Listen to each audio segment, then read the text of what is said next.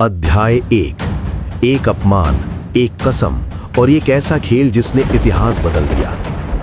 उस रात मगध सो रहा था, लेकिन एक आदमी जाग रहा था। उसकी आंखों में नींद नहीं, आग थी। उसने अपनी शिखा खोली और धीरे से कहा, यह अपमान सिर्फ मेरा नहीं, यह धर्म का अपमान है और इसका बदला लिया जाएगा। ये कोई आम रात नहीं थी और ये कोई आम आदमी नहीं था। ये थे चाणक्य। लेकिन कहानी यहां से शुरू नहीं होती। कहानी शुरू होती है उस दिन से जब एक ऐसे राज्य में जहां सब कुछ था, एक चीज की कमी थी, न्याय। मगध भारत का सबसे समृद्ध और शक्तिशाली राज्य।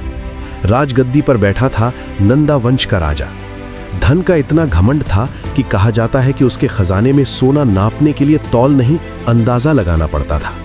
लेकिन जहां धन ज्यादा होता है, वहां अहंकार भी बढ़ जाता है और अहंकार का अंत हमेशा विनाश होता है। लेकिन इस विनाश की कहानी किसी युद्ध से नहीं, एक अपमान से शुरू होती है। एक दिन एक ब्राह्मण दरबार में प्रवेश करता है। उसका रूप साधारण, कपड़े पुराने, लेकिन आंखों में एक अजीब सी शांति और गहराई। वो आगे बढ़ता है और राज्य के भविष्य के बारे में बात करना चाहता है, लेकिन दरबार के लोग उसकी तरफ देखकर हंसने लगते हैं। किसी ने कहा, ये कौन है जो राजा को सलाह देने आया है? किसी ने कहा, इसे बाहर निकालो। और कुछ ऐतिहासिक वर्णन के मुताबिक राजा ने खुद भी उसका अपमान किया। उस ब्राह्मण को पकड़कर दरबार से बाहर फेंक दिया गया। वो मिट्टी में गिरा, उसके कपड़े गंदे हो गए, लेकिन उसकी आंखों की आग और तेज हो गई। वो धीरे से उठा, अपनी शिखा खोली और कसम खाई, जब तक मैं इस वंश को समाप्त नहीं कर देता, तब तक ये शिखा बंद ही नहीं होगी। ये कसम सिर्फ शब्द नहीं थे, ये एक ऐसे मिशन की शुरुआत थी जो पूरी दुनिया के लिए एक मिसाल बनने वाला था। लेकिन एक सवाल था, एक अकेला ब्राह्मण कैसे एक इतने बड़े साम्राज्य को गिरा सकता है? इसका जवाब चाणक्य के पास था, और उस जवाब का नाम था सोच। चाणक्य जानते थे कि सीधा अटैक करना बेवकूफी होगी। मगध के पास सेना थी, धन था, रिसोर्सेज थे। अगर वो सीधा युद्ध करते तो शायद वो कभी जीत नहीं पाते। इसलिए उन्होंने एक अलग रास्ता चुना, एक ऐसा रास्ता जहां तलवार से ज्यादा दिमाग का इस्तेमाल होता है। लेकिन इस रास्ते पर चलने के लिए उन्हें एक ऐसे व्यक्ति की जरूरत थी जो सिर्फ उनकी बात समझे नहीं, बल्कि उसे जी सके। और तब किस्मत ने उन्हें मिलाया एक लड़के से। एक छोटा सा गांव, धूल भरी सड़कें और एक लड़का जो बाकी बच्चों से अलग था।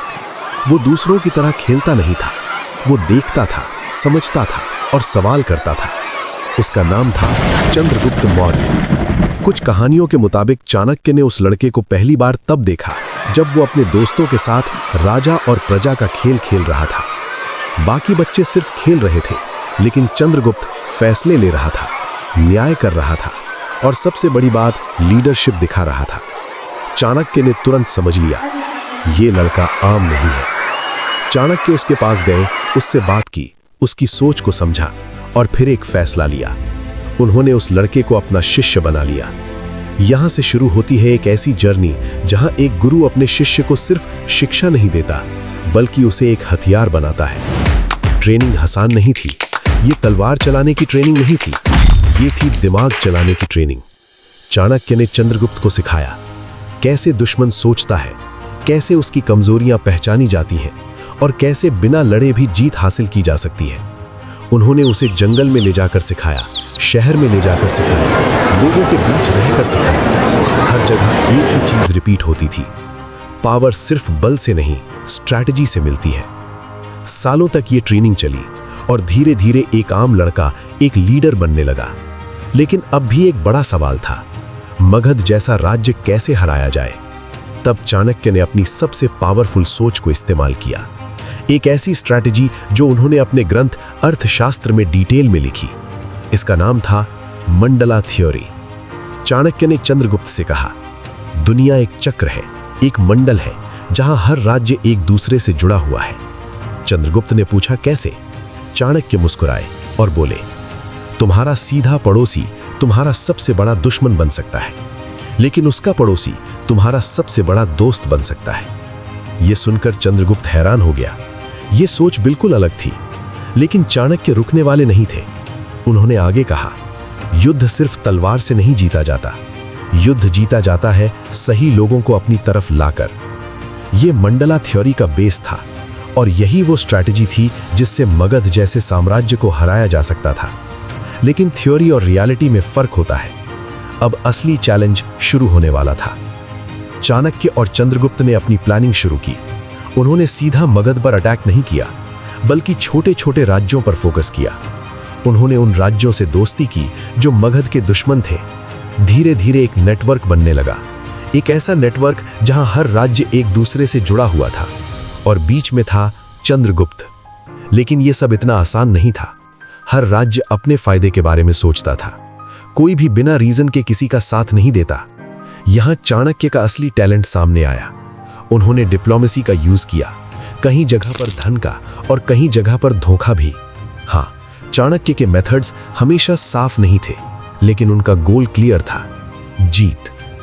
धीरे धीरे मगध अकेला पड़ने लगा। उसके एलाइज कम होने लगे और उसकी प्रजा भी उससे खुश नहीं थी। चाणक्य ने इस सिचुएशन का पूरा फायदा उठाया। उन्होंने अपने स्पाइस को मगध में भेजा।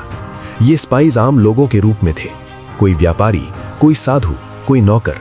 उनका काम था इंफॉर्मेशन लाना और कंफ्यूजन फैलाना।